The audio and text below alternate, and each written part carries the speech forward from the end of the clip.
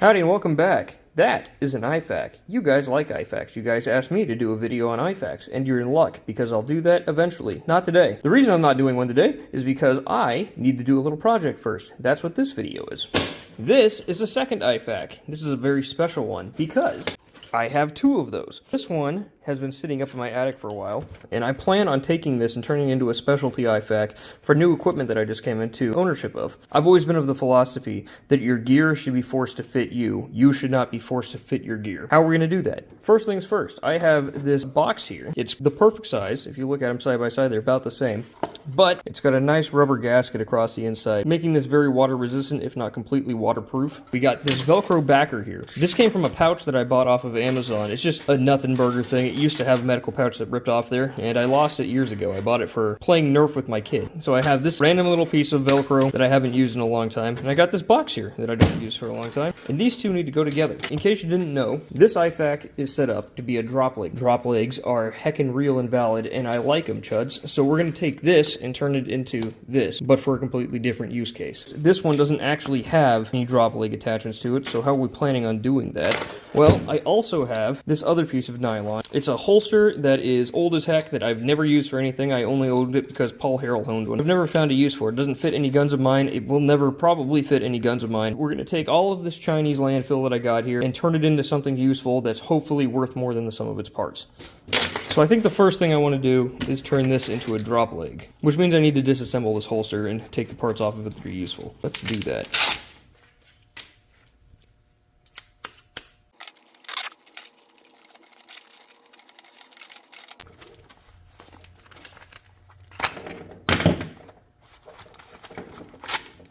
Looks like what I need to do next is cut that seam in there. It should be pretty easy. Actually, it looks like this entire thing can come off.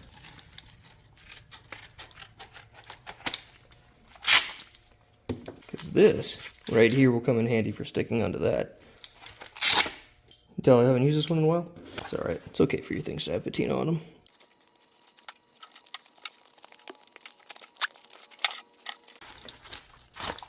We don't need this anymore, and we want this on there. How do I want to do that?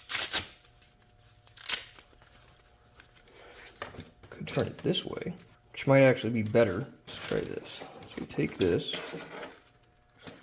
open it up.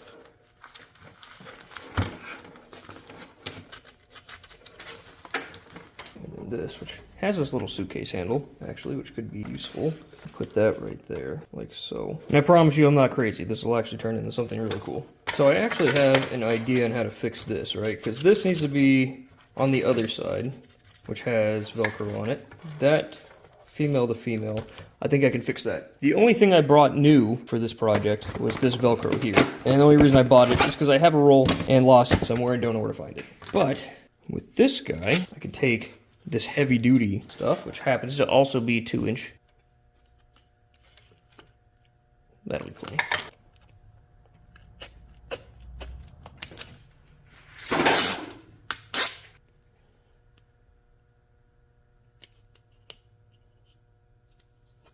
Okay. So we take this piece, we stick it right here. Now we have a male to male back to back. Slap it right here. Then that can come down. This is a fix. Still wobbly, but we can fix that, don't worry. We have male side up, female side down. Let's take our box and flip it over.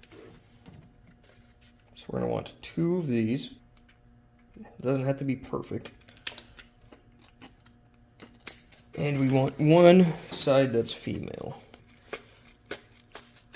We want to put this here, this here, this here. But I kind of don't like these. I got 2 options. I can either cut these off or I can punch holes into here.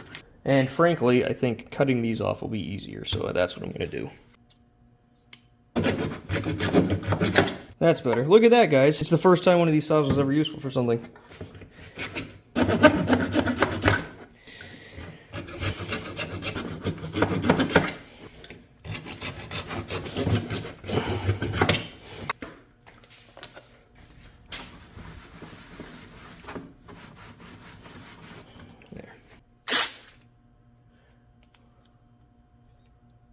Push it down nice and hard. Right about there will do. Now we have our Velcro on the back. Push it into place.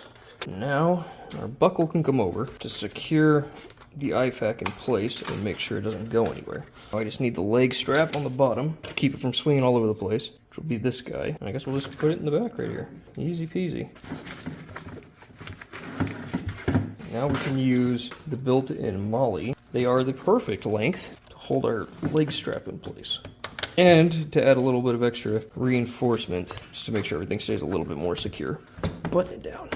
And it goes around to secure everything in place. Obviously this isn't on my leg, it needs to be adjusted still. We have our leg strap on the back, our IFAK, and our belt attachment at the top. So when it's on you, if you need to use it, you can do that and rip the whole thing off. You can see the Velcro stain on there, just like I want it to. Or if you don't want to tear it all the way off, you can pop it and open it up to get to the contents on the inside. And because the lid opens in this orientation, things will be less apt to fall out. The next step that we have is to take the contents of our old IFAK pouch and to transfer them into the new container, so let's go ahead and do that now.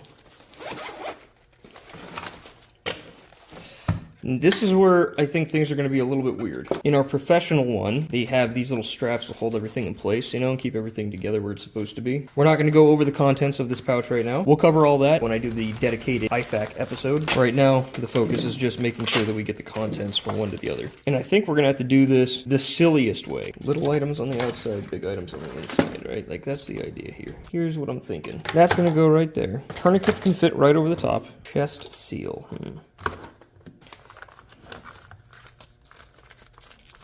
Matter of fact, I think that the chest seal will stay in place just from friction. Okay, now we're going to take this and split it down the center. So what we're going to do here is we're going to directly Velcro the packaging of our field dressing to the inside. So that's going to go in there. Our tourniquet, we're not going to do that. We're going to use that as a pressure fit. These two.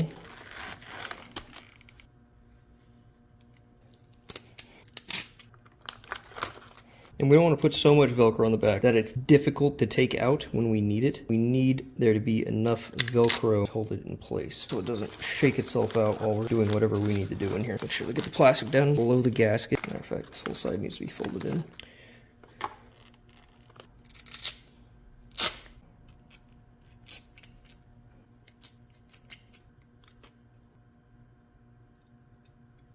Pocket clip down? I think so.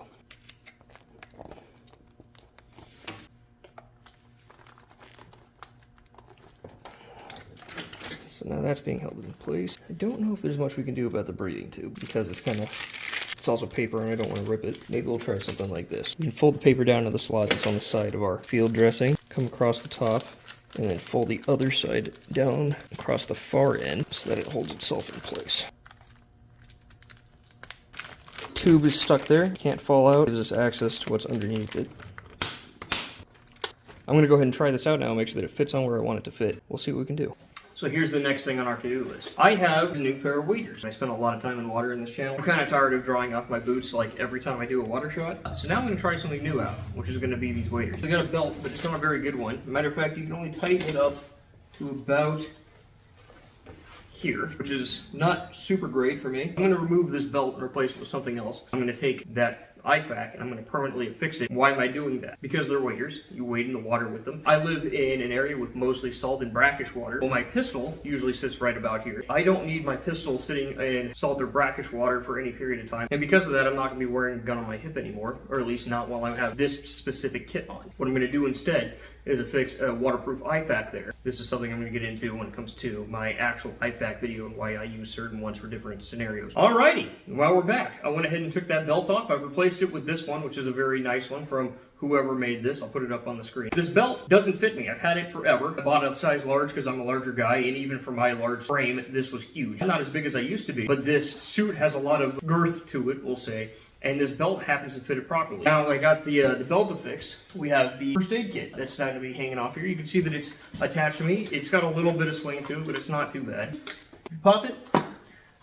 You can unlatch the top, and all the contents stay inside until you want to use them. You can kind of look in there and see what you need to do, or you can take it, rip it off, and then apply it as you need to. So, I think our mission was accomplished. This,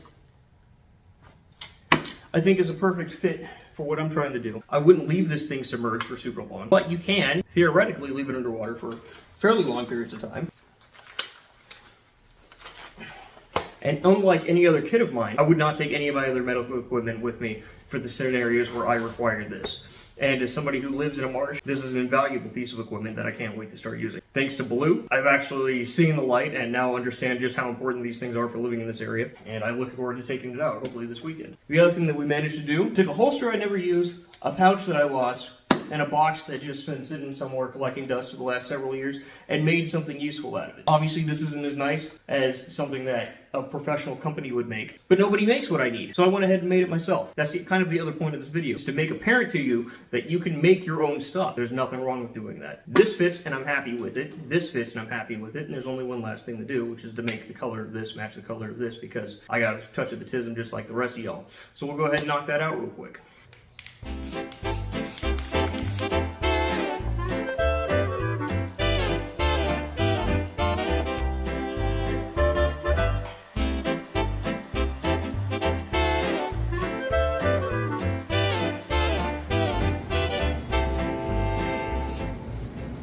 Well, I said that the only thing I had left to do was paint it, but I just can't help myself. I'm going to do a couple of other little mods, but basically it's all cosmetic. I think that the Swamp-Maxxing kit, or the Marsh-Maxxing kit, is starting to come along pretty nicely, but it's got a long way to go. One of the nice things about this setup is that you can just unclip there, and unclip here, and the whole thing comes off so that we can go mess with it a little bit more. Alright, let's go back to the table.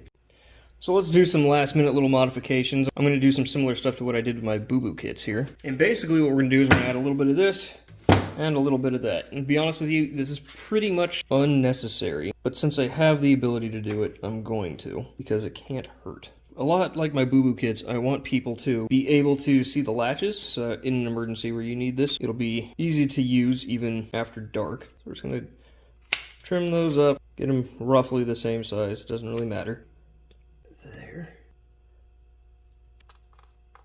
Whoever it is that keeps thinking to just take things that I like and make them sticky, keep doing that. I'll never get bored of sticking it on other things that I think could be improved. Right about there, should do it. This right here is going to go on our handle. I don't need it to be the whole length, so we're just going to cut this in half. A little bit goes a long way with this stuff.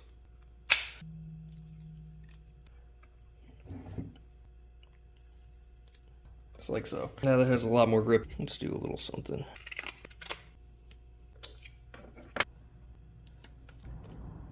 It's not a very good cross, is it?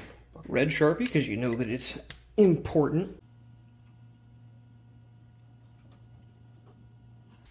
Let's take some clear tape. In this case, it's going to be Duck brand crystal clear tape, but it doesn't really matter. Scotch works too. You go right over the top of your label. That way you can still see it, but you don't have to worry about it rubbing off. We're going to turn the lights off real quick, just like that. Which is pretty good. I think in a pinch that would work all right. So, that's going to be the end of this little project that we're working on here. This will be the next video that goes up on the channel.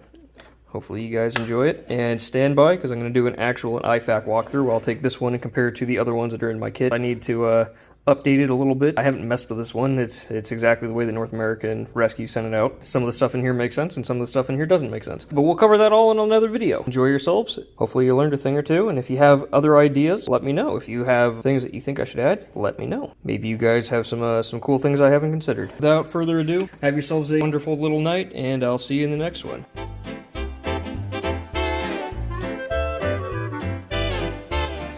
IFAKs.